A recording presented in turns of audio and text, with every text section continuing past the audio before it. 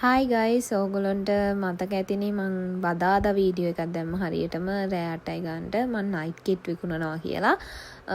ඉතින් මට එදාම ඕඩර්ස් දෙකක් ආවා. ඒ දෙන්න මාර විශ්වාසයෙන් මට ඕඩර් එක දුන්නා. TikTok වලින්මයි මැසේජ් කරේ.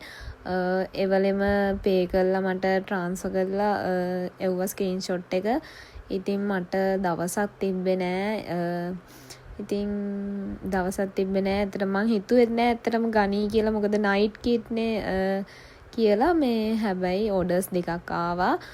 ඉතින් මම මේක ලොකුවට කරන්න නැති හින්දා මේ චූටියට කරේ. කියන්නේ ඉස්සරහට ඕගොල්ලන්ගේ ඕඩර්ස් ආවොත් මං ඉතින් ලස්සනට මගේ බ්‍රෑන්ඩ් එකක් පටන් ගන්නවා. දැනට මේ ඕඩර්ස් දෙක අද ඔන්න ඩිලිවර් කරා. මොකද මට කලින් ඒ කියන්නේ ඒ දෙන්න දාපු දවස් ඉඳන් මට මම බිසි. ඔන්න අද තමයි මට හම්බුනේ විවේකයක්. ඔන්න අද මං දාන්න යනවා ඔය දෙන්නගේ ඕඩර්ස් දෙක. අපි බලමු කොහොමද මං ඕඩර්ස් දෙක දාන්නේ කියලා.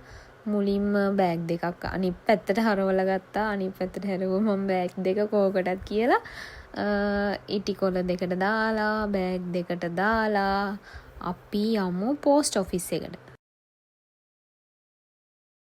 දැන් තමයි එළියට බැස්සේ. එහෙනම් අපි යමු පෝස්ට් ඔෆිස් එකට.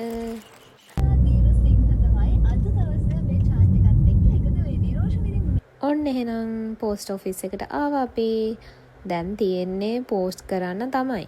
මම දැන් මේ ස්පීඩ් පෝස්ට් මේගොල්ලන්ට මොකද කාලයක් ගිය හින්දා මට මේ පෝස්ට් ඔෆිස් එකට යන්නත් ස්පීඩ් පෝස්ට් දැම්මේ.